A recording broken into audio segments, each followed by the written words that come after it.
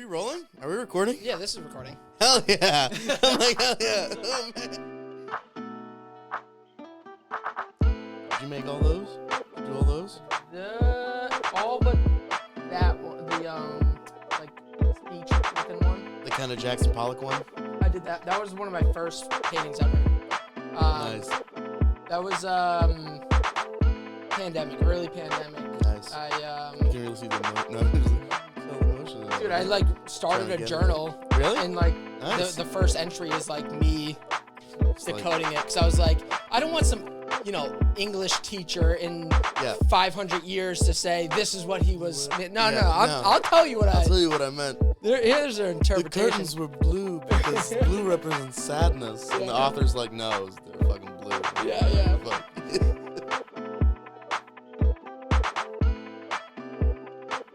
See, I'm not artistic. I do music and writing. You're not artistic. Not artistic. Not visually artistic. Right? I'm not visually artistic. I'm performatively artistic. Yeah. I am too. I think that was like me experimenting, trying to find an outlet. Yeah, and because it was before all the podcasting and whatnot. And early pandemic, it was like could only play so much Warzone, and then right. Yeah. Yeah, I'm like, I got laid off, and then I was like, all right, I took my severance, I bought myself a Nintendo Switch, Animal Crossing, and I was like, I put like 200 hours into Animal Crossing. I was like, all right, I gotta stop this because this is bad. Dude, Animal Crossing blew the fuck up during like COVID. Like every single person in like their moms that I knew bought a Switch specifically for Animal Crossing. Right. I'll still play it time to time now too, but I don't play as much because I got a full-time job, and I'm like, all right, I got shit I do after work, so I'm like, I gotta. Right. But yeah. So what do you what's your kind of like, I don't know, 5-10 year plan? Are you just building up with this company you're working at? Yeah, I'm definitely building up with the company I'm working at. I just had my 2-year review, went awesome. Yeah. So I really like my boss and everybody, and so it's a really cool company, and it's a really awesome industry. And even if I'm not in this company in 5 years, I hope to stay in the cannabis industry, just because it's super cool. And but even so much, like, marketing-wise, it's so much more heavily regulated than any other industry out there, besides, like, medical, or, besides, like, the medical industry, or, like, pharmaceuticals, you know what I mean? Which, come on. Yeah. And with recent scenarios, how truthful. We're so regulated that we actually have a compliance officer that we hire to be basically our first person to, like, say, all right, is what I'm doing compliant? And then we also have lawyers that work with us, and we have... So what deals do you have? We don't have deals. We don't have deals. What markdowns? No, we have door busters. Yeah, we do bundles. Bundles, yeah. So, but the cool thing is, they actually just eased regulation, so we can use the word deal. And we can actually start using it in emails now, because emails are now considered one-on-one communication. Oh, wow. The only thing we can't really use deals on is anything print or anything that can be taken out of the dispensary or displayed outside the dispensary. We can say deals inside the dispensary. Like a newsletter or a flyer. Oh, okay. Inside the dispensary, we can't have people take it out. And then as soon as you are in the dispensary, it's like a private business. Yeah. You could say. And, because you can only allow people who are 21 in. Right. If a flyer gets out that are deals, it's gonna basically influence, it's called deviation in the cannabis industry, where people under 21 are trying to get in to get deals on weed. Right. But, like, we got to just take everything with a grain of salt now. Yeah. But what's cool about working in such a regulated industry is it makes me able to do a lot more marketing in other industries no matter what I do. Because I've already dealt with the extreme pressure on it. If I have to find ways to be creative under extreme pressure, the creativity under without the pressure is going to be even more. Where do you think you get that from? That creativity to, like, think outside the box and try. Definitely both my parents. Yeah. So my dad grew up a Deadhead, and Grateful Dead. Oh, duh. Because I'm a Deadhead myself. I'm a Grateful Dead fan. I've been, like, following them, and I listen to them all the time, and it's like my favorite band ever. But so he saw a lot of that, and the whole crux of the Grateful Dead is improvisation. and all this. They're what's called a jam band. So they could take a song, and a song usually is anywhere from nowadays. Songs are 2 to 3 minutes, which sucks. But like in the 70s, songs were anywhere from like 4 to 5 minutes. They'll take that song and go 15. Oh yeah. Almost 20 minutes with just these extended solo jams that they rip on. Right. So that got me into there, and my dad is also a trained chef. So talk about creativity, right? He has to be creative with food all the time. Right. And so we got that from him. Now my mom, on the other hand, my mom was born in Portugal and moved to the U.S. when she was 3. So creativity for her was out of necessity. It was how, you know what I mean? Like, especially growing up in New Bedford at the time. Finding a way to adapt. Exactly. How creative do I have to be to get what I want? Right. Versus my dad is like, how creative can I be to do it? Almost, how do I be creative to get what I need and what I want? So both of that kind of came in. And just like the way you were raised. Yeah. And I noticed that too, because it's like when you're talking about all the improving work you've done, and even the like writing music and stuff, like like even if you're taking the inspiration from like your favorite artists, you're applying a creative expression into that, and finding your own way, even if it does sound alike and similar in whatever ways, you're finding your own way to be creative, to use that outlet. Exactly. And so it's like a skill that you've continued to practice and sharpen from like what you're saying, like pretty much since you were born. Yeah. You've just like witnessed it, and kids tend to act like adults around them. Yeah. That's how they navigate through the real world. So then as you're witnessing people taking a, outside the box approach to a lot of different, I think that's the big thing, especially when comparing to your current situation with the weed industry. It's, you saw the chef, and the like immigrant in very different ways of adapting and being creative in completely different fields. So now when you're like weed is so there's not a group that is for weed. There's elderly to like, to like mental health reasons, medical reasons. It's not made for like, weed was never cultivated for like to help this one group of people. Right. Like a certain pharmaceutical would be, you know what I mean? It's got so many benefits that people use, and the fact that it's also recreationally used. You know what I mean? It's not just used for medicine. It's used to have a good time and to get a buzz. You know what I mean? Just like and alcohol.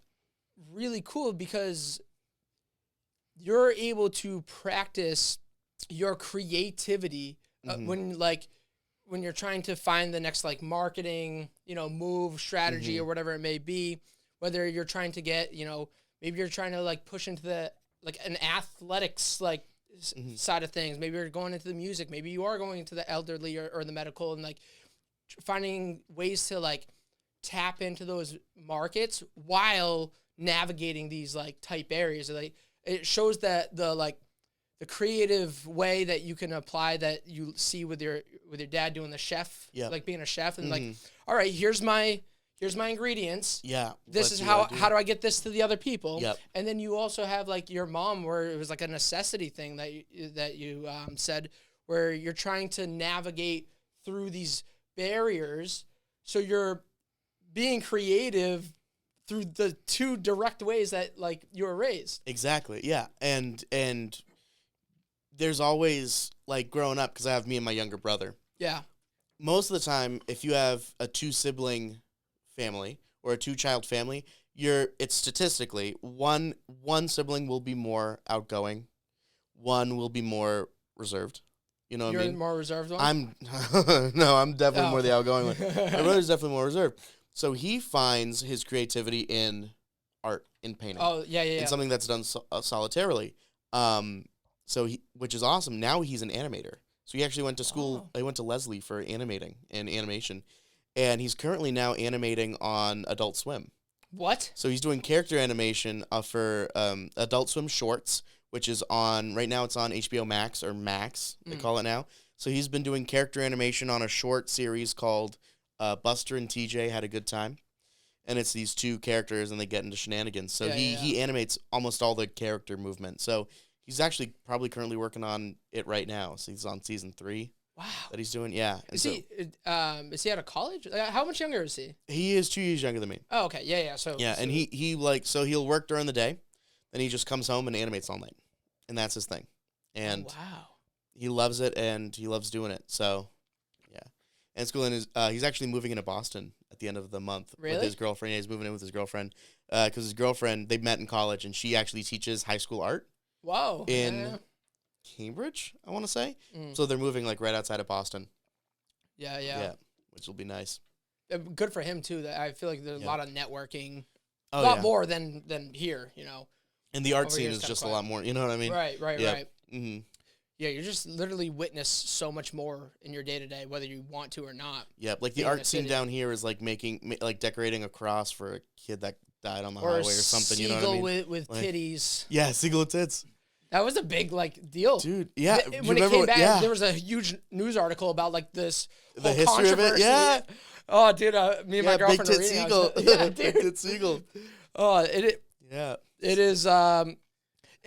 We saw it, and then like a week later, I think someone posted something on Instagram, and my girlfriend saw the post. Yeah, it was like, wait.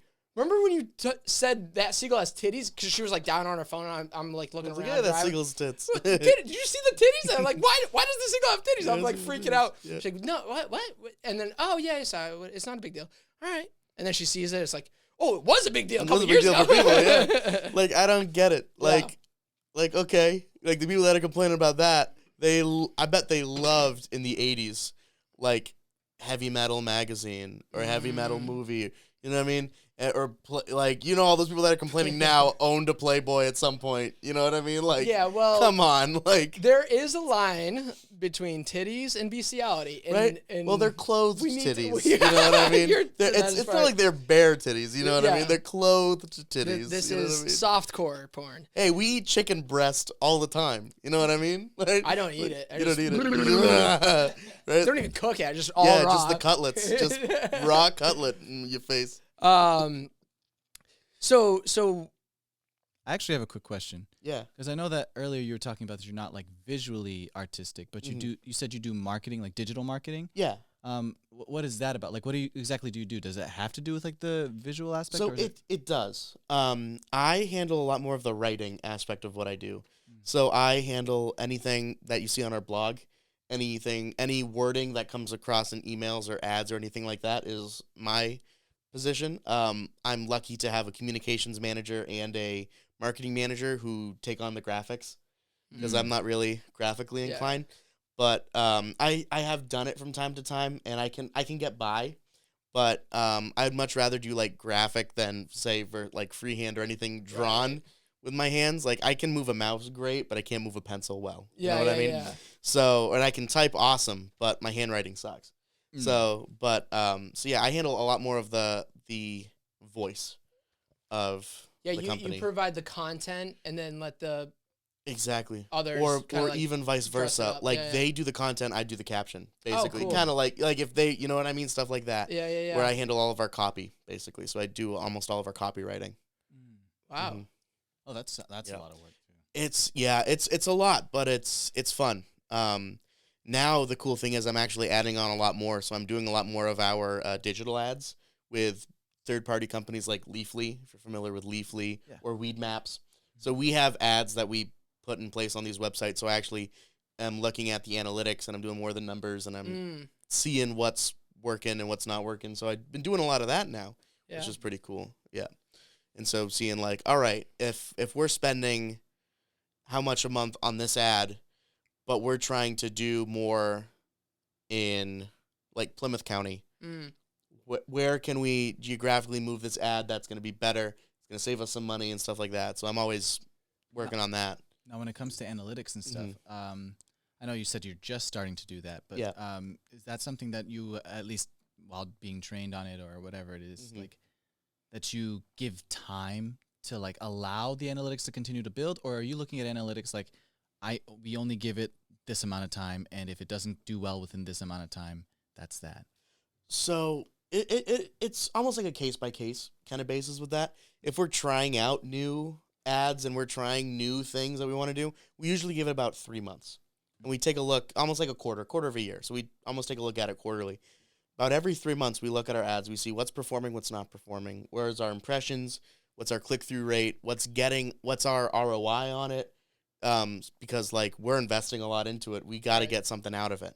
So we have to look. And we kind of look at almost everything every 3 months. But definitely new stuff we focus a lot more on. Because if in 3 months it's not working, scrap it. Go back to what's tried and true and is working. So the big thing right now is billboards. Billboards work insanely well. You can't really drive Especially anywhere right without on that Rhode billboards. Island like mass line, right on that 195. Yep. Oh, so our billboards are because we're in Fairhaven. yeah. So where our billboards are basically Westport coming in, New Bedford coming in, and Taunton coming in. So that's what we're trying. We're actually going to be branching out more into Bridgewater soon. So about getting Bridgewater in and different stuff. So we're just trying out new stuff, which is pretty cool.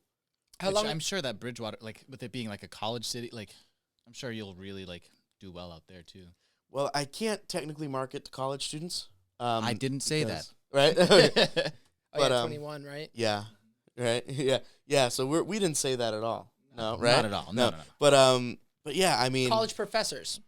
yes, who have a stressful day at work, whose hair gets torn out and like, how do I get through these fucking kids, Sharon? You know what I mean? Like, I got these fucking kids don't get it. But, you know what I mean? But as long as you're 21, you know, you can purchase, so have at it. Did you get into, like, this industry because it was a marketing opportunity, or were you already kind of like, you know, in your recreational use, you already like had an interest and you kind of sought out, like, is this, you want to work with weed or? So I never thought I would enter this industry. And if I'm being perfectly honest, I never thought I'd enter the industry at all. I've dabbled and I've gotten high and I've used it sort of recreationally and had a good time.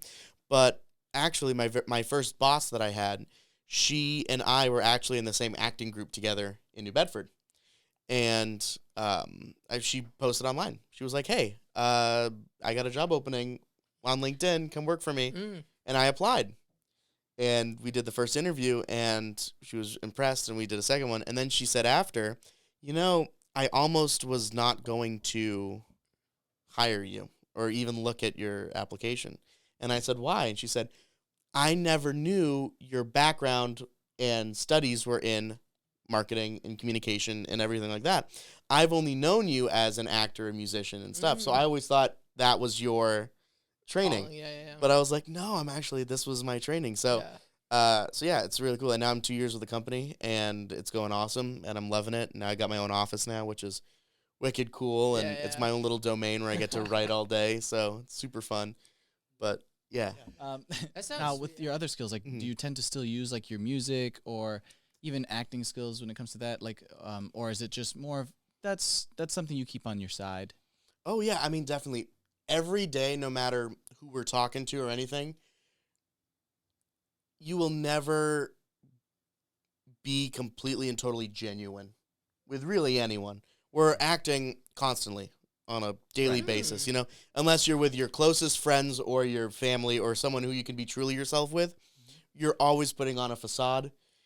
You're smiling when you don't want to. You know what I mean? Like, you're smiling through your 2 p.m. slump or 3 p.m. slump. You're putting on your customer service face. Exactly, right? Hi, how can I help you? Thanks for emailing me. You know what I mean? You put at 9 p.m. when I asked for it at 2. Putting an exclamation point in your email saying, like, hey, I hope this email finds you well. I don't think anyone has ever genuinely felt that. You know what I mean? I just don't know what it means, but I know it's been used, and it's a great one. Hope this email finds you well. But, like, so we're always acting, and we're always improving as well, you know. Improv comedy is made up on the spot, and you never know what's going to come out of someone's mouth. That's in day-to-day life. You never truly know what someone else is thinking and what they're I was gonna say what they're on, but like, you know what I mean, or what dial they're turned to. You know what I mean? You don't really know. Spectrum?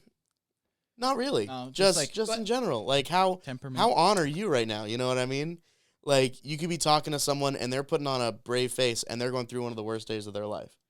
So you can never really know. And with improv, finding ways to get on someone else's wavelength is a big thing, especially when you're in marketing. If you do solo marketing, if you're trying to build a clientele base, or if you're trying to do whatever. My dad works in sales right now, so he actually sells food to chefs at different restaurants. He improvises daily, so he never knows how good a chef's day was. No matter what, you have to... Usually always shitty. Right, yeah, it's a chef. I mean, we've all seen... Yeah. We've probably seen an episode or two of The Bear. Yeah. Right? No, dude, I didn't get into it. I tried watching the first episode. Every single chef is probably drinking and smoking in the back somewhere. Right? Like, we've all... I think it just is too relatable to my everyday life. Yeah, we've all watched, like, an Anthony Bourdain show. Yeah, you know what I mean? Yeah. That one's more relatable, right? So, but yeah, if you can find someone's wavelength and get on it with them, he's building sales leads. He's getting new accounts. He's doing all that stuff, and that's beneficial both the company and personally. You know what I mean? Depending on if you work on commission or not. You know what I mean? So it's all about finding a balance between putting all of your eggs in one basket or knowing what eggs to put in the basket.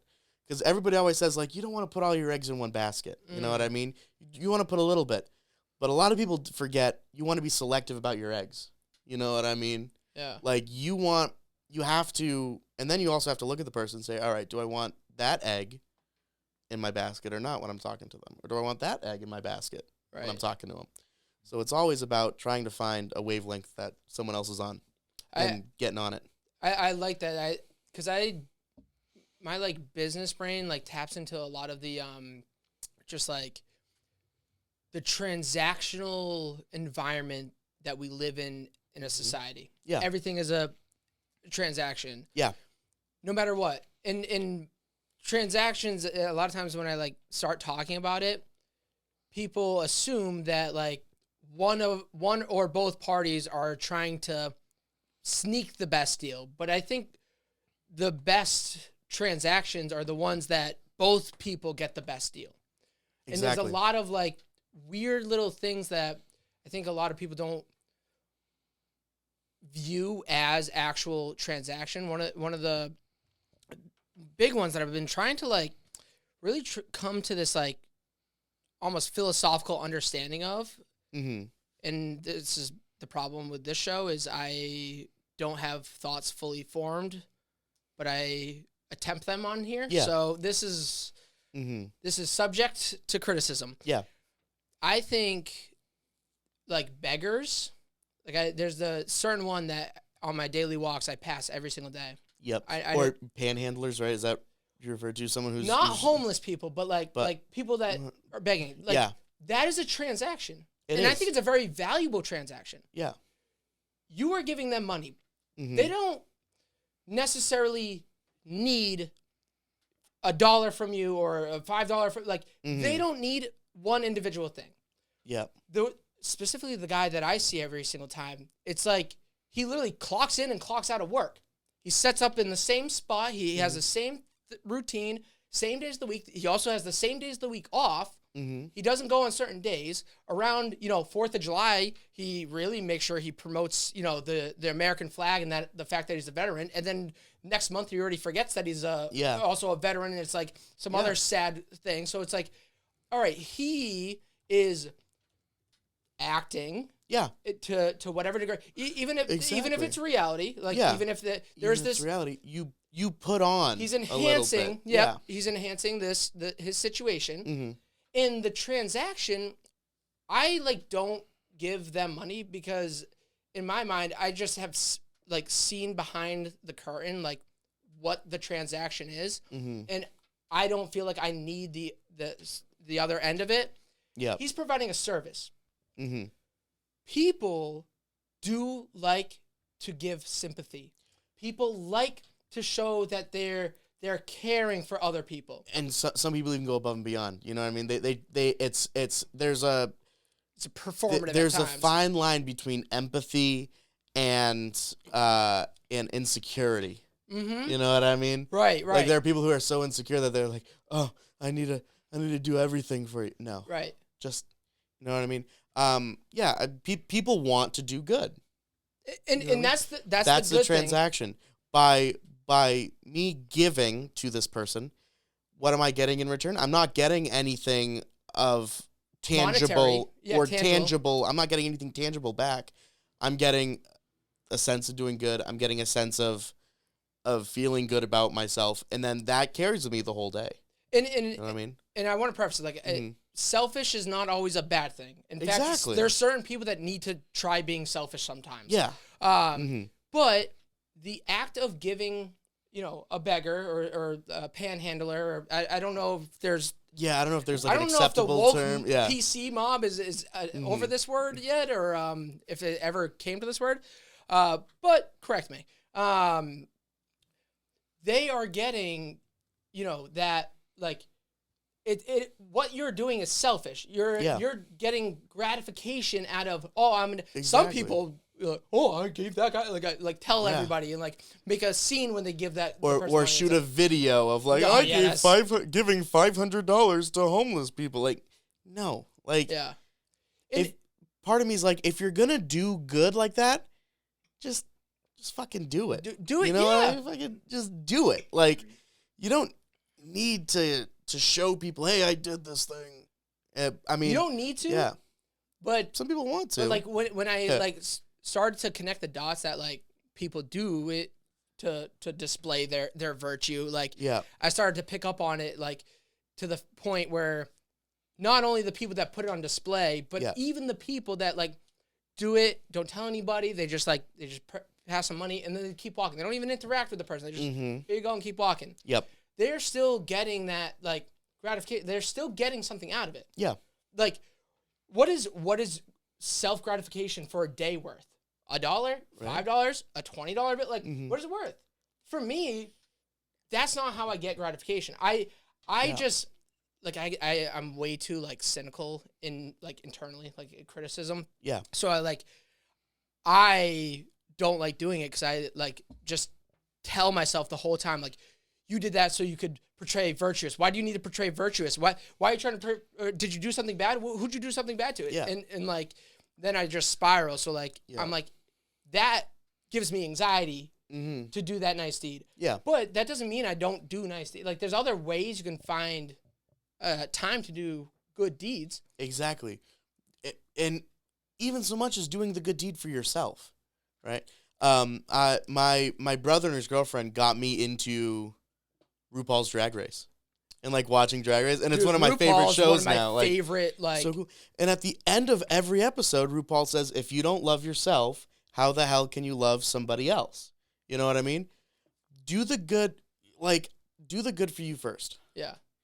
Because then good comes out. If you're doing bad for you, right, good's not coming out. You can try to put good out there, but the intention is not good. True. Right. It's not I mean, the intention's still good, you know what I mean? But it's the intention is not true versus right. I usually don't like using good and bad. I think they're so arbitrary. Because of like whose shoes you're wearing. Exactly. What is deemed good, what is deemed bad. I mean, granted, you have like lawfully, right? What is good and bad. Right. You know what I mean? Like murder is bad. And but listen, murdering Hitler is not bad. Murdering Hitler's not bad. Or killing in self-defense is not bad. You know what I mean? It actually feels so fucking good. Or yeah, nothing better than killing the enemy. You know what I mean? No, but like, you know what I mean? It's a subjective term. Are you into wALiE's? Your mom's house?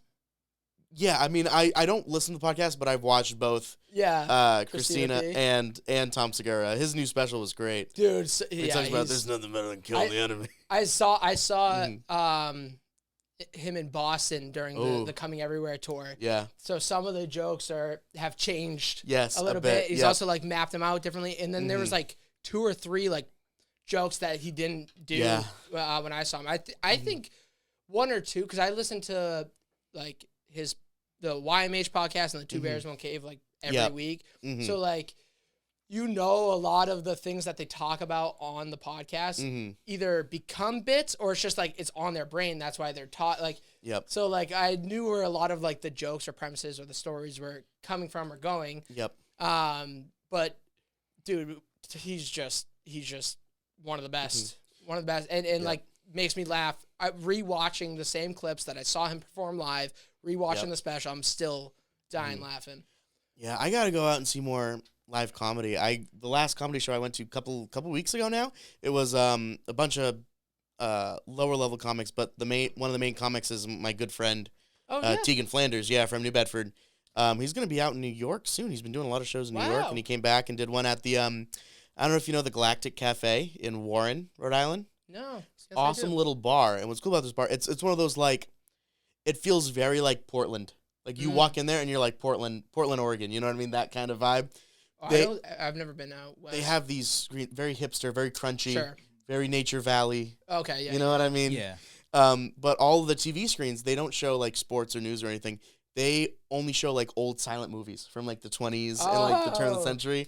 And they have, like, a bunch of different, like, weird stuff I love a good everywhere. gimmicky bar. Yeah. Gimmicky bar is fucking dope. I actually had somebody recommend me that bar, like, recently. It's a great spot. I have a good friend of mine, Cassie Lee. She plays there a lot, which is really cool. So, yeah, shout out to Cassie Lee. If you want me to play, I would love to play Galactic Cafe. Please let me play a show with you because I would love that. But yeah, it's a good spot. But last comedy show I watched before that was, I can't remember if it's 2021 or, no, I think it was 2022. It was one of Gilbert Gottfried's last shows. I got to see Gilbert Gottfried over in Providence at the Comedy Connection. Yeah. Oh, dude, that's such a nice club, too. It's so... I was so close to him, too. And I could just sit and he was so funny. I've never really, like, watched his stand-up. It's so much more different than that. Hey, da. He puts on the voice. That's his comedy style, is the voice. But he does so much weird stuff. He's like an awesome impressionist too. I don't know if you ever get the chance, but he used to call Jerry Seinfeld and leave voice messages to Jerry Seinfeld as Jerry Seinfeld. Dude, he'd be like, and then Jerry, and Jerry, and his comedy is so funny too, because it's going into it, it's just gonna be crass and it's gonna be crude, like. You hear his voice, and you don't really expect him to be this, like, dark humored, like... Right? You can go and watch, like, John Mulaney. Yep. And you can, like, know, okay, even with his new special, you know, I'm going to go into some deep shit. And we're going to talk about it, but we're going to be comedic about it, and we're not going to swear too much, and we're not going to do that. Or you can talk about, like, 5-year-olds with mouthfuls of fluids and... with Gilbert Gottfried, because that's what he does. It's a shock humor, you know what I mean? Very much like Anthony Jeselnik, you know what I mean? Stuff like those comedians. He's one of my favorite, like, shock humor comedians. Ones. Yeah. Mm-hmm. Who's how do I don't want to put it too broad. Top 3 comedians? Yeah. Myself? Stand up. Oh, stand up. Okay. I wouldn't really consider him stand up, but I would consider him stand up. My top comedian is Andy Kaufman. I've definitely heard the name. Why do I not know that one? Andy Kaufman is a famous Dadaist comedian. So a lot of his comedy was in anti-comedy. A lot of his comedy was pushing what is a joke and how far can I take a joke. He famously, I love that over the course of months, became the first and only intergender wrestling champion, where he would only wrestle women. And he would only pick out women who were shorter stature than him so that he could physically tower over them. And, like, that was the joke. And the whole joke was, but if you think about it, he has such a love for, like, wrestling and, like, that culture. So he knew how to rile up a crowd. And, like, he would be like, oh, you people from Texas are idiots. And, like, go crazy. And he actually did bits with Jerry Lawler, famous WWE wrestler Jerry Lawler.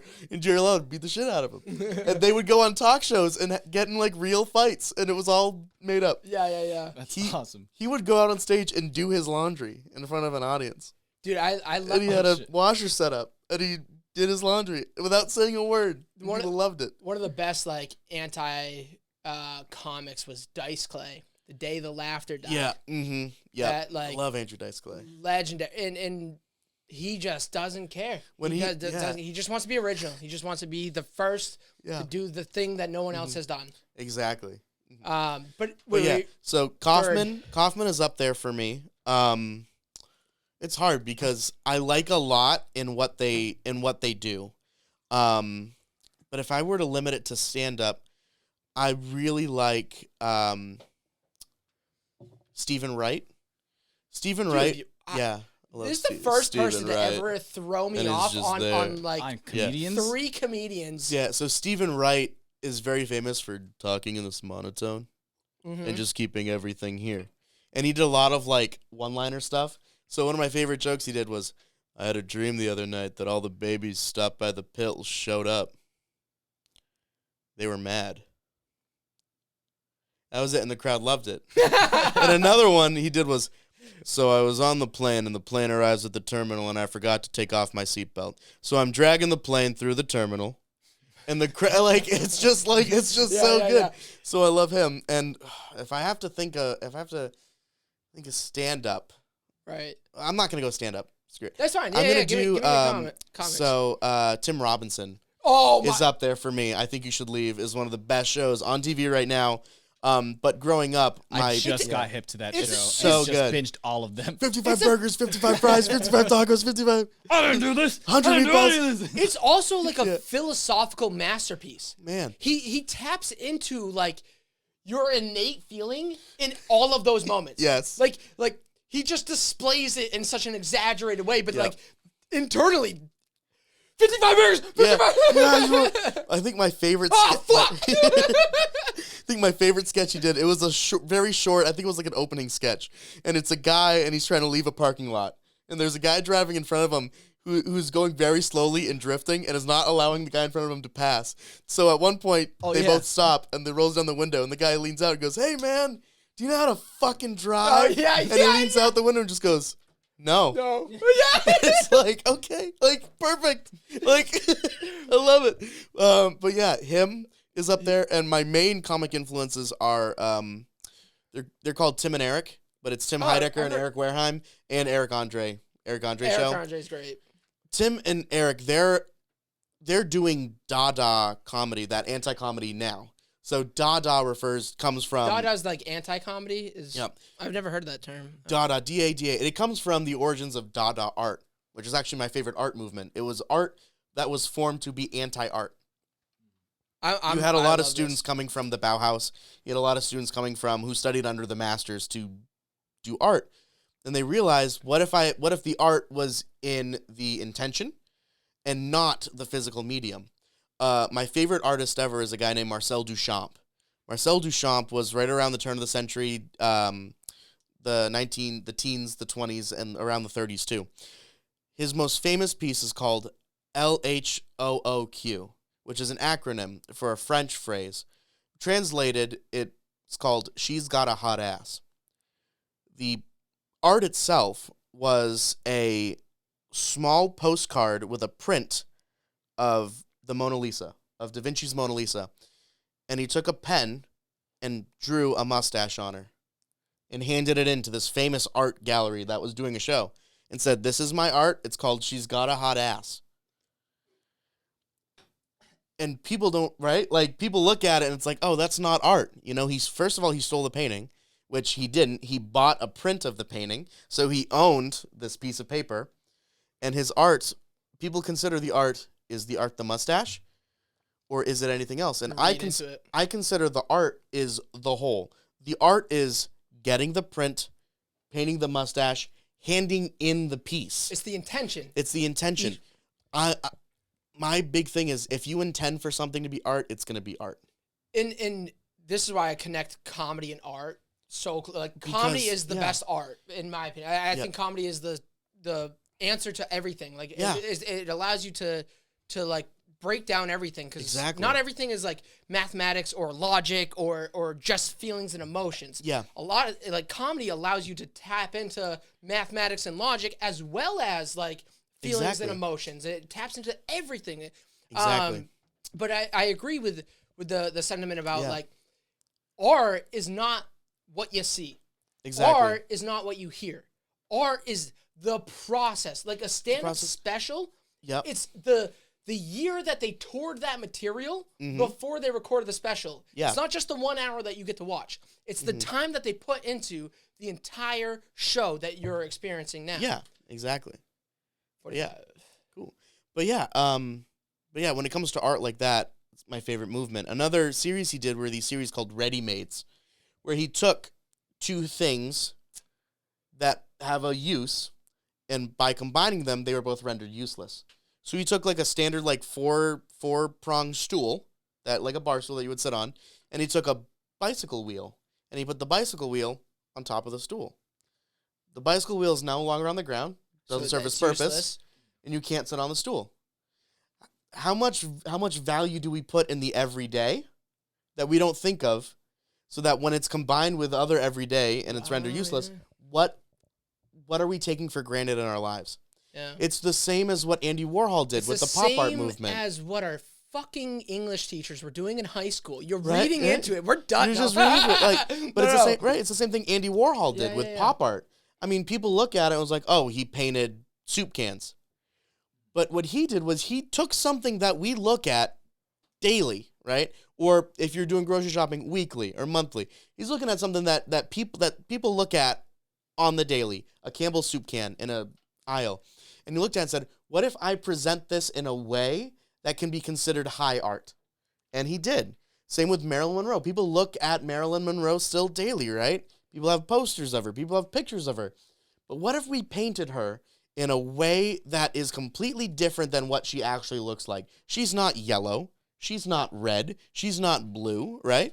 But by presenting her in this artistic way, we have to approach everything now as art. Sure. Granted, I'm not a huge fan of Warhol. He was to me very pretentious in his art dealings and everything, and his art felt very manufactured. But originally, his intent was to look at things from an artistic perspective. Brillo pad, the packaging, he painted Brillo pad packaging. He looked at how we view symbols and things like that. Roy Lichtenstein is another famous kind of pop artist. He did everything in almost a comic book style. You know what's a really cool like art style I just recently came across? Yeah. And you might have seen him on like Instagram. There's this artist, I don't know where, I don't even know if he's from America. But he used to do patchwork like on like clothing. Yep. And started creating and became a tattoo artist. So he does patchwork tattoos. I've seen those, yeah. And then even like the stray threads that he tattoos it looks in. like real thread, Dude, yeah. Like when you see them like squishing their skin together, it's like, how is that move? Like what? Yeah. Like the shadow of it, like perfect. Like there's shadow on each groove of what's supposed to be like that. Who puts those two things together? Like one goes on clothing, one goes on skin, and they represent different things. To me, that's the exact same, or that's comparable to viewing the masters of sculpture and the Renaissance and Greek sculpture, that they could take this stone marble and make it look like it was soft, supple skin. Right? It's completely the same. Like, how do I take this soft, supple material and make it look like a denser fabric? Or how can I take something and make it look like completely different? Like, if you look at Michelangelo's David, it looks like real skin. It doesn't just look like rock. You know what I mean? It's just because someone wanted to test their own boundaries. Yeah. That seems impossible. Turning a jagged rock into a beautiful sculpture of the perfect man with a small penis. Right? But if you think about it, it all came from necessity. So if you look at early Egyptian sculpture, you notice everybody is standing upright and everybody has feet together. Over the years, they realized, okay, if I want to improve the stability of this sculpture, what if I put one leg forward and one leg behind? That automatically already improves stability, right? And then the classics of the sculpture, they said, all right, now what if we actually add weight? And they did what's called contrapposto. So they studied how when you stand up and you can lean, and we all do it when you're standing, there's weight on one side more than the other. And so they wanted to say, all right, now we need to. So that got a lot more weight on my right. Right, like I carry my to the tripod. I call it right. I dress to the right or dress left. So that's actually a real thing. If you ever gotten like a tailored suit, this is one of my fun like stupid like party facts that I love to do. No, I have enough shrinkage. So if you ever get like a tailored suit, they always ask, how do you carry, or how do you dress, and you answer, I dress to the left, or I dress to the right. Basically, where do you place your shaft, right? So this actually call me Ken. Right? This actually, right? Call me Ken. Just smooth, nothing. But yeah. Back in the early days, almost all men had a Prince Albert. You probably know Prince Albert, the penis piercing, right? Yeah. Through the Wait, they had a lot of those? Yeah, a lot of men had them. A lot of nobility had them too. They actually used to have buttons sewn in to the left and right side near kind of the crotch, so that someone just missed the button. And it was mainly done for like exactly. It was mainly done for like knights and stuff to keep it secure in battle and like stuff like that. So. When they ask you, how do you carry or how do you dress, tailors now know to add a little bit extra room to that side as they're tailoring your suit, just so that it's more comfortable, it's breathable, it's livable. You know what I mean? So I always thought that was just a cool little, like, stupid little fact where it's like, hey, you know, just fun, stupid party facts. I have a bunch of weird, stupid facts. I keep in a chamber. Let's keep rifling through them, but yeah, I don't typically wear dresses, but I dress to the right. Right, yeah, or kilts, right, or kilts, right. You could probably rock a kilt. Yeah, I wore a kilt once. One of the last days of senior year, I wore a kilt, which was fun. Oh, dude, yeah. I honestly think I remember that. Yeah, and I came out with the fucking drums on for a pep rally in my kilt, and I was rocking it. But yeah, so that's a nice segue into King Richard's Fair. Oh, what true, I'm doing there, yeah. Dude, right? He's fucking doing my job. Thanks for coming on. So this actually just started 2 rehearsals. I've got 6 more rehearsals now for King Richard's Fair. I am joining the Villager cast this year, which I'm really excited about. My character, I've already come up with my character. My character's name is Reginald Houndstooth. You really get to like improv your own thing? Yeah, the whole day is almost improv based. Right. And I participate in shows. I do sings. I do revels and songs, and I work the joust. It'll be wicked fun. I get to help out people. What's the can't miss show? Ooh, so I know everybody loves. It is opinion based. Everybody loves Jacques the Whipper. Which one's that? He is the whip guy that does the songs, and you see him go viral. He's awesome.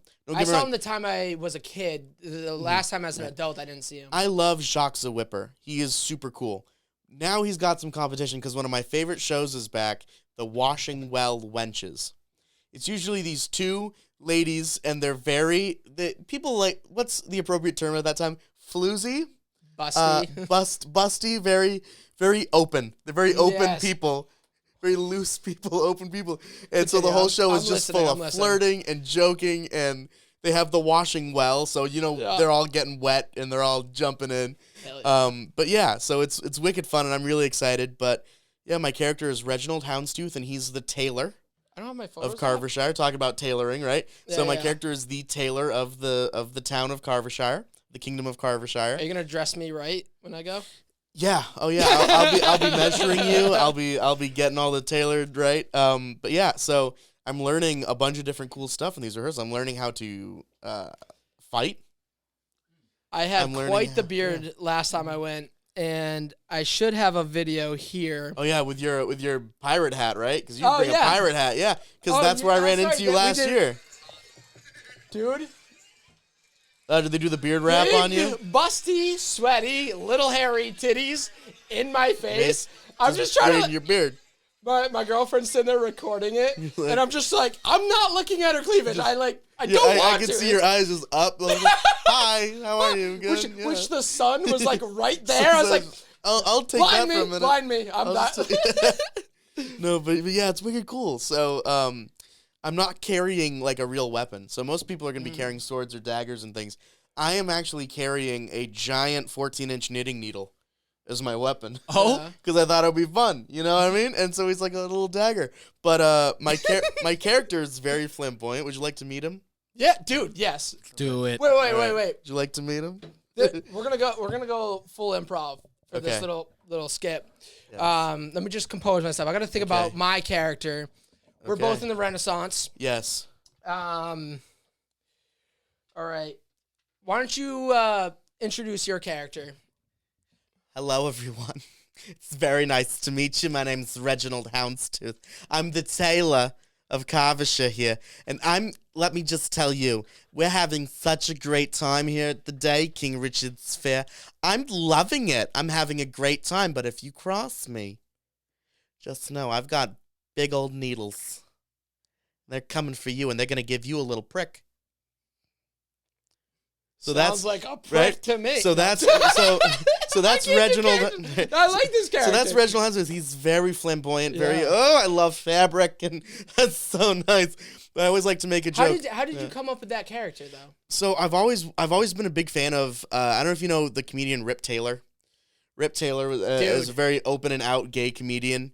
If you ever watched one of the Jackasses where they end by going down they're getting washed out, and he's there in a boat, doing confetti. Oh, that old guy, he's like, oh my goodness, look at this. Exactly. And he carries their own sparkle sticks, which is just sticks of confetti, and he's just throws confetti and people. Oh, yeah. And he's just, we're having a good time.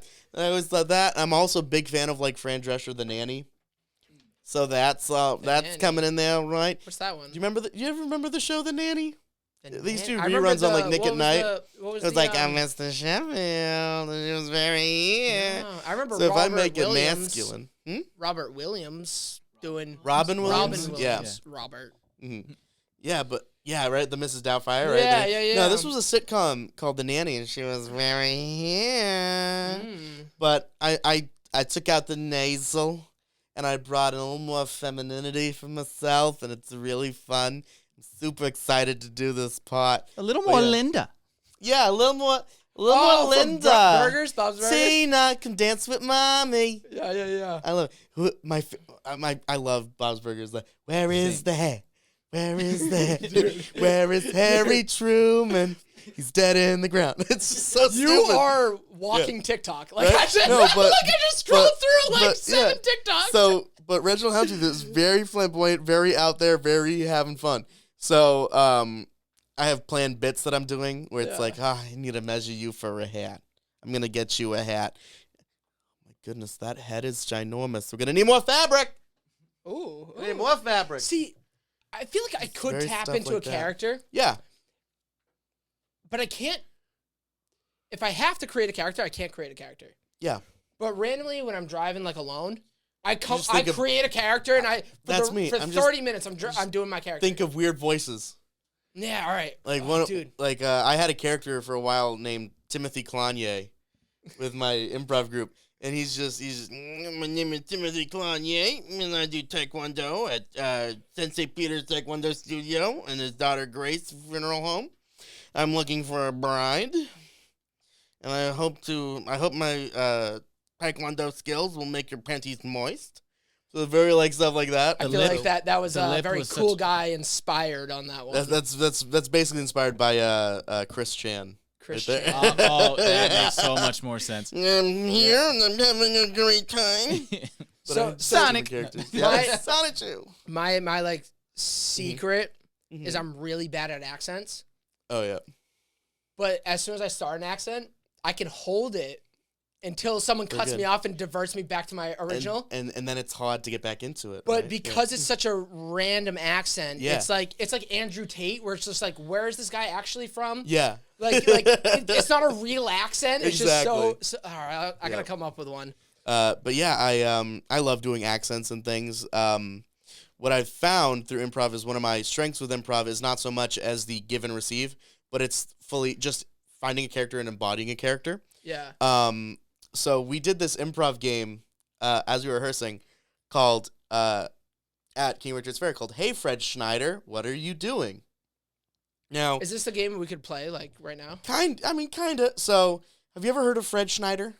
So to know the game, you gotta know Fred Schneider. Have you ever listened to the band the B-52s? I have not. Or the I song heard of them, Love but I Shack. You probably heard the song I Love heard Shack. yes. And Love Shack. the guy, Fred Schneider, is Oh, the singer, and he sings, "If you see a faded sign at the side of the road, so his voice is very here." You know what I mean? So was that like 20s? So right, yeah, Jersey gay. even Jersey, yeah. But so the whole game is getting on the cadence and the impression. So everybody goes, "Hey, Fred Schneider, what are you doing?" And you say something in the cadence, but you say something like, "I'm standing in line at the DMV," like very weird stuff. And so I did it in my voice, and then they asked me, "How can you do his voice so well?" And I said, "So here's a fun fact, everyone. I'm a huge fan of the B-52s. I grew up on them. They were my first concert at the age of 11 at the Cape Cod Melody Tent. That's all I know is just, like, that band." So we just kept doing that. It was so much fun. And so we're trying to find, like, different stuff. Like, "I'm feeding my cat because he's hungry." Like weird like that. So, but, I love, like, weird little improv games. When it comes to, like... I used to do that in because I went to music school, so I went to like a Boston Arts Academy. Yeah. And I was an instrumental major, and so we'd have like jazz improvisations. Exactly. So like we wouldn't do like that per se, like where it's like, I'm sure the actors did in their classes, but like for us as the musicians, we would like find some place to fill, and we'd go around the circle, and then when it gets to the next, like once it comes back around, you have to kind of change it all up. Exactly. And you're doing that as you're playing, right? Yeah. Mm-hmm. I'm a huge fan of improvisation music. I actually when I teach guitar, when I taught guitar, I mainly taught improvisation. Oh, heard. So I basically was like, because all my students were like, "Hey, I want to play the solo in Sweet Child of Mine. Like, I want to play the solo that Slash played." And I said, "No, I'm going to give you the key that he played, and I'm going to give you the scales that he used. You're going to make your own solo." I'm all for, like, if you want to learn the solo, great. Learn them on your own time. For me, philosophy-wise, music, because I'm a big music person. Music, like, influenced a lot of my life. Music is a direct outward expression of the most deep inside part of you. The only way to get that deep outside part is through improvisation. Because if that's coming out of the top of your head and that's coming out of you, that is pure emotion pouring out of you. So, like... Who do you think is one of the most emotional musicians? Like the way you just explained the importance of music. Like, who does that the best? So that's hard because you have people that use instrumental to get their emotions out. You have writers. So like Bob Dylan is up there, you know what I mean, in terms of emotional songs. Cat Stevens, who I talk about. But if you're thinking of like emotion, a bunch of people come to mind. I think Carlos Santana is a huge emotional player. If you haven't listened to Europa or It's Cry Heaven Smile, like, perfect. And because I know you studied jazz, so another great emotional jazz and player, classical, yeah, jazz and classical, is Jean-Luc Ponty, right? You probably know Jean-Luc Ponty, the violinist. Big there. But you also can look at, like, who else was emotional? Karen Carpenter's voice. Amy Winehouse, right? Stuff like that. I'm trying to, like, tap into some of the musicians. Stitches. Breaking Herbie Your Hancock. Face. Yep. Herbie Hancock, right? Yeah. Carole King. I'm like right. Doing comedy in try front to of comedy? not my audience. You're you guys are going back. Oh, like this one and this. Like, who? This we're entire nerding out right now, and then you just like Weird Al. Weird Al's another one. Let's stick on comedy, right? No, but like Carole King's writing, you know what I mean? Like Carole King wrote like some of the most emotional kind of songs. She wrote "You Make Me Feel Like a Natural Woman." Like that wasn't Aretha, or if you're doing comedy, Urethra Franklin, right? That wasn't Urethra. That was like Caitlyn Jenner did that one, right? Yeah. Yeah, exactly. Yeah. Mm-hmm. She covered it at least. Right? You make me feel like one. I'm not sure if you look like one. Right? You don't look natural. Cancel. You got some work done.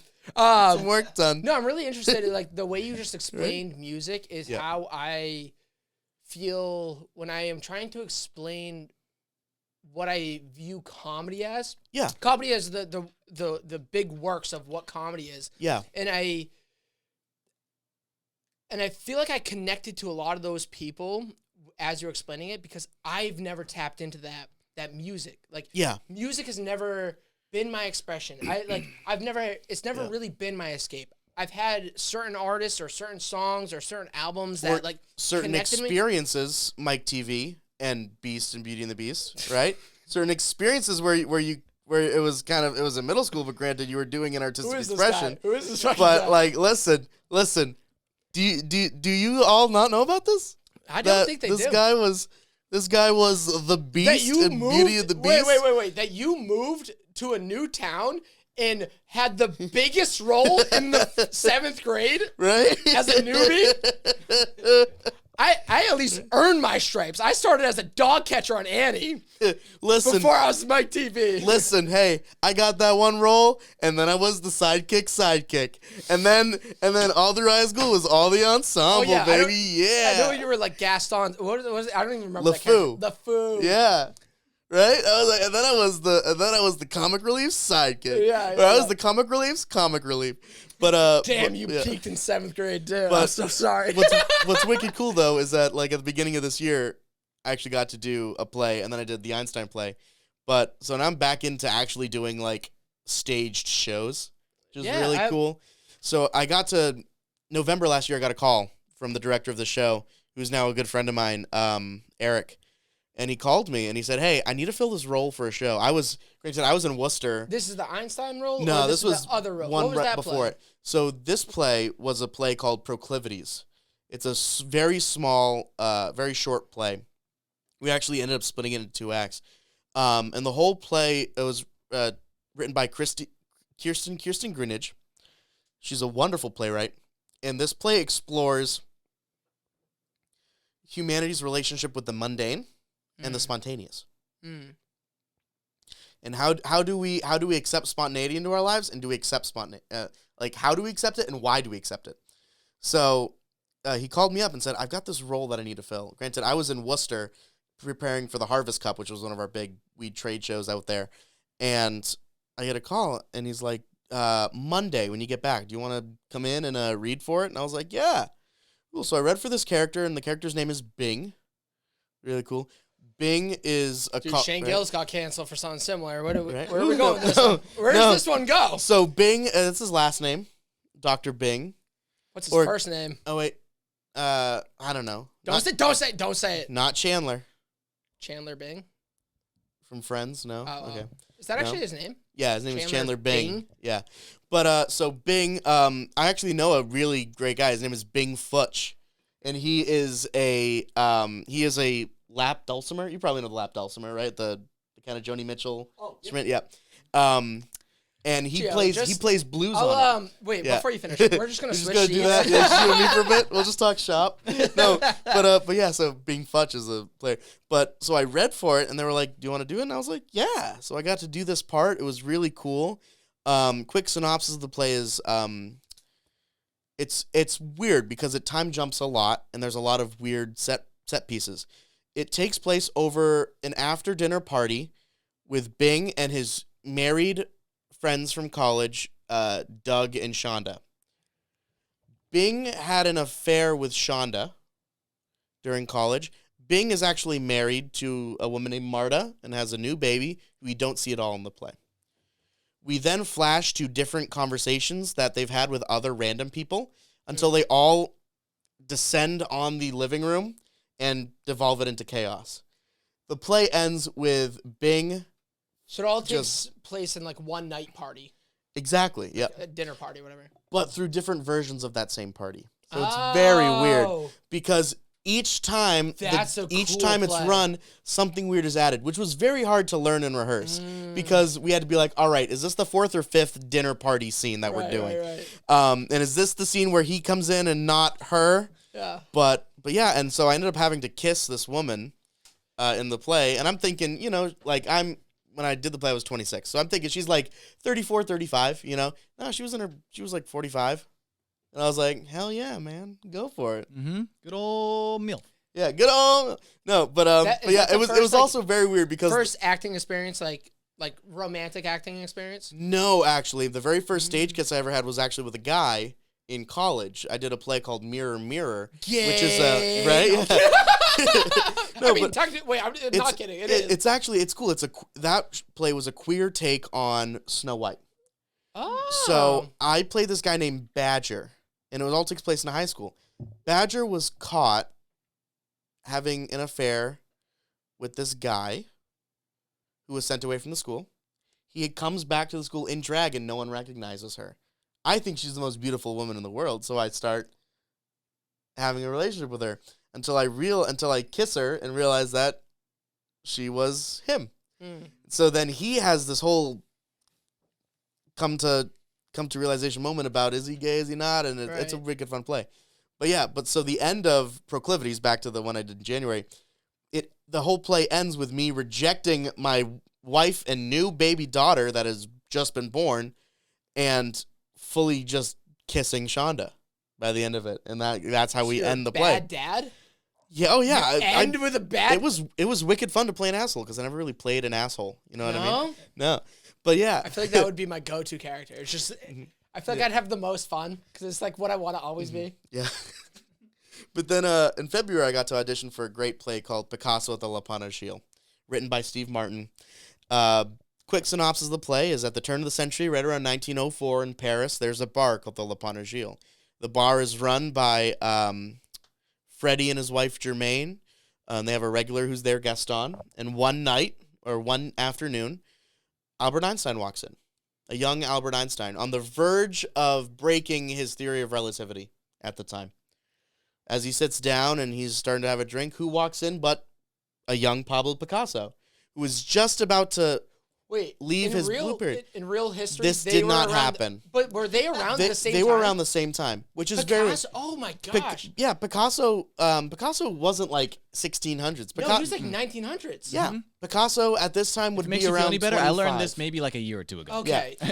So Picasso and Einstein, I think they were around 24, 25 respectively. And he doesn't know it yet, but he's about to leave his blue period and enter his red period. What does that mean? So Picasso, he can really be defined in periods. He's going to become a Sith? Or? Basically, yeah. He went Jedi to Sith. So he had this period, I think, from like 20 to about 24, where he really only painted in blues. And they call it his blue period. So he really did a lot of blue painting, a lot of dark painting. One of his most famous paintings, which is at the MoMA right now, I think it still is, Le Mademoiselle d'Avignon, is basically the painting that brought him out of, right? Yeah. Basically brought him out of the blue period and into his red period.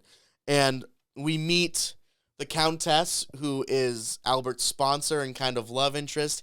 We see Picasso's many lovers enter the bar. We have a debate between Picasso and Einstein about whose genius matters more in society. Is it art or is it science that is the true measure of someone's genius? What do you think? It's You music. did the play. No, I'm just kidding. It's music. It's music. No. Well, so it's all what the whole play was. We come to find out that we are basically on the same wavelength and we're basically brothers. What I love at the end of the play, though, is in a time warp out of the bathroom through a dense sea of fog, a unnamed 1950s blue suede shoed musician, probably know who I'm talking about, enters. Neil deGrasse Tyson. Exactly. Yeah.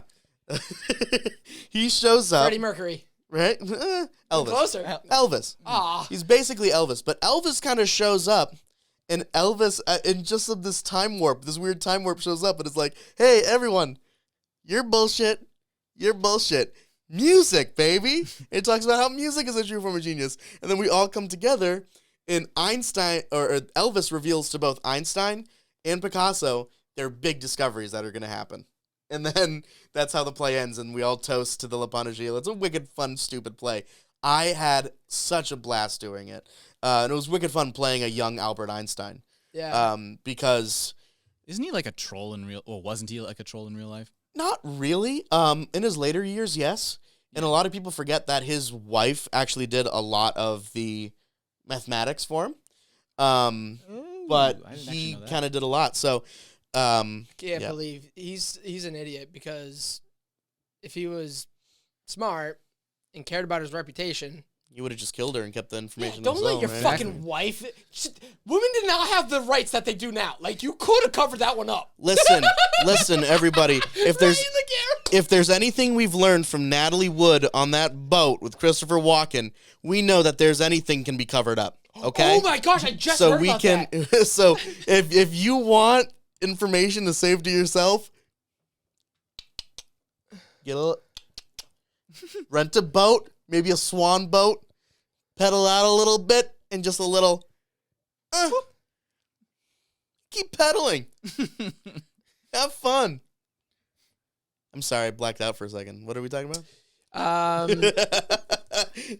have like too many things I wanted to go into. You have just like this database of just like references. But that was the last show I did before I started doing King Richard's Fair. Yeah. And they just you'll announced. do more shows. Oh yeah, they just announced shows for next season, which I definitely want to do. One of my good friends, Bree, is directing a show called Crimes of the Heart, which I would love to act in, and hopefully the auditions for that are soon. And rehearsals don't start till after the fair, so I could do that. Yeah. And there's a wicked funny comedy play called The Play That Goes Wrong that we're doing this season. And I want to be in it so bad. So The Play That Goes Wrong is exactly what you think it is. This theater group wants to put on a play, and the play goes wrong. People forget their lines, set pieces fall down, people get knocked unconscious on stage because of set pieces falling down. It's so bad. It's so funny. Is it as bad as Charlie and the Chocolate Factory when you were in the bubble scene? And it was like, and it was two people pulling the chairs, rolling office chairs of me going, I love to burp. Conceptually, the physics behind it worked. But like, you have the two weakest sixth grade girls trying to pull. Like, listen, you didn't sit on the back of that boat. Dude, I only saw it once. Had to fully push that boat. You did not have to push that boat. You sat in the middle and moved your little feet. We're like, oh, we'll do that. But we had to fully just push this fucking boat. Shut up, Toots! That was my line. Yeah. My mom wasn't happy about it. But I was like, but Mom, I'm the second to last out. Yeah. I made it to the end. Shut up, Toots. Yeah. Shut your pie hole, Toots. but yeah, I mean, I had to sing a song about burping. Oh, yeah, right? Because how do you get down from the fizzy lifting drink? You got to burp it out. And I had to sing a song about burping. But I will say though, I got to have my own song in Beauty and the Beast. You did? Gaston. That was my song. You were Gaston? LeFou. No, I was LeFou, but I sing the song of praise to Gaston to cheer him up. Oh, you do? Gosh, right, it right. disturbs me to see you, Gaston. Dude, you were a good LeFou, though. And thank you. I will say I think my favorite role, though, I've done was when me and Sarah Kudo did Our Town. And we were the stage managers. It was the play. It wasn't the musical, but it was the play, and we did the stage manager part. And it was, that's one of my favorite plays of all time. I actually own a copy of the play that I have. Was this high school? This was our senior year of high school. Oh, right. So that was the fall play. Cool. You left kind of theater a little bit. I literally thought I was too cool. And I regret it now. I thought I was like, I'm a different. Hey, I mean, I'm acting now, so if you want to act in something, it's pretty fun if you're good with memorizing. Dude, I'm not. I'm memorizing fast, but I'm not either. I'm not either. It took me a long time, especially with Proclivities, because I was brought in about a month into rehearsals, and I had to. Yeah. I was like, I can't do this, but I did it, and it was wicked fun. But yeah, that's why I'm excited for King Richard's Fair, because there's not really a script. Yeah. It's almost just all improv. Messing with people. I have some fun ideas, but real quick, I want to give you the floor. Kind of shout out anything you got going on. Yeah. Anything you got coming up. Yeah, definitely. We'll do a quick little outro and. Cool. So yeah, if you guys want to find me, you can find me on Instagram at Richie Oliver Music, all one word, or you can find me on the TikToks at Richie All of Her, because another nickname for Richard is Dick, right? Dick All of Her. And when I dick her, I don't just dick some of her. I dick all of her. Richie Oliver. So I thought that was funny. So I'm Richie Oliver on TikTok. You can watch me being a fool and having mental breakdowns in Walmart. I actually had a TikTok go viral of me having a mental breakdown in Walmart. I had a TikTok hit 5 million views about me having acting. Just me having a breakdown. We need to watch this. Just me having a breakdown in a Walmart because spatulas like that you flip with aren't spatulas. They're called turners. And spatulas are like the rubber spatulas used in mixing. You've a not turner said only good things this episode, but that's the one we cancel you on. That one, you're done. Draw the line. Draw the line. No, but so I had a mental breakdown and it hit 5 million views. And the official Walmart TikTok responded to me. Hank Green responded to me. Like a bunch of random fucking people responded to me. I was featured on First We Feast, the guy that does hot ones, on his Instagram. You're joking. He put my video on his Instagram. Oh, Yeah, it was so funny. How did this just come out? We've been doing this for an hour and a half.